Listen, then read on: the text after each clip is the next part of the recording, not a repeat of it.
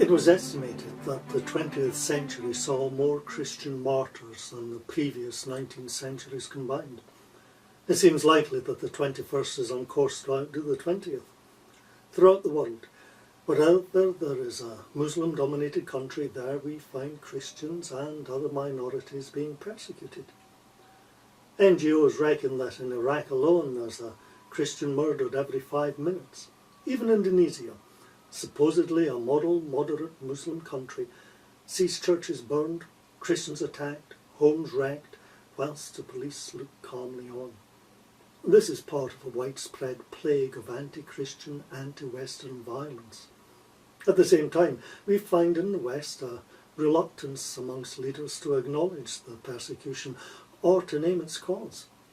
Justin Welby, Archbishop of Canterbury and symbolic head of the 85 million strong Anglican Communion, found himself the day after the Paris atrocity asking God, why? Why is this happening?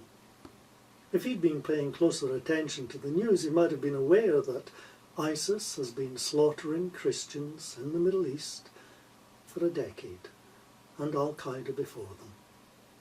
People have been made homeless, exiled, tortured, raped, enslaved, and generally murdered in the most barbaric fashion for either not being Muslim or, more frequently, not being Muslim enough. We can presume that Archbishop Welby is a student of Christian theology.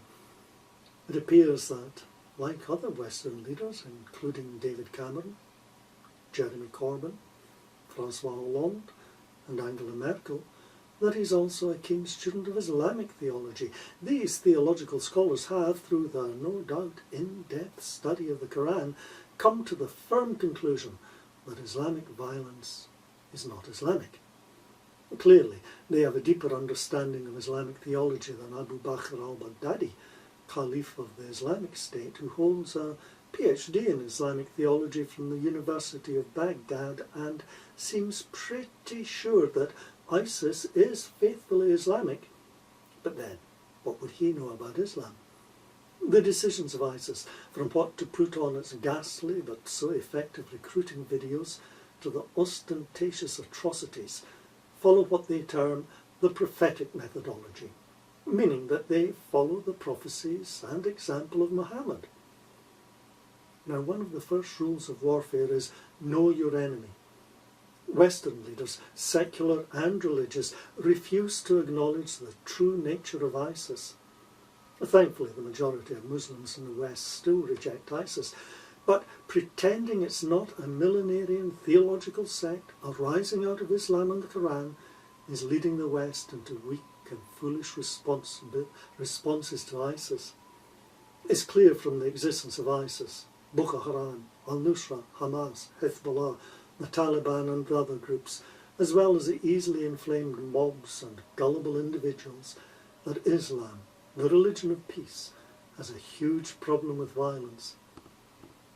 Interestingly, whilst insisting that Islamic violence has nothing to do with Islam, Welby does not hesitate to attribute endemic violence to Christianity.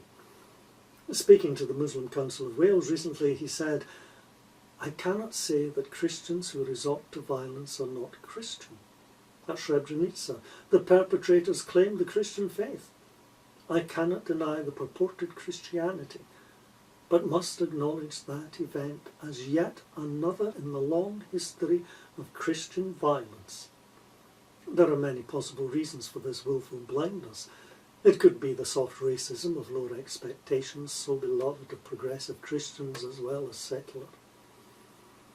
This holds brown-skinned people and those of differing cultural heritage to lower standards than Westerners from Christian cultural background. Or it could more likely be our old friend from the 1930s, appeasement. Then the fascists were threatening faraway countries with strange-sounding names of which we know little.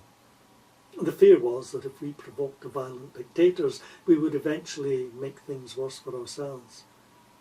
Today's violence has come home already. 9/11, London, Madrid, Ottawa, Sydney, Paris, San Bernardino. The list will grow, and our leaders refuse to acknowledge the danger.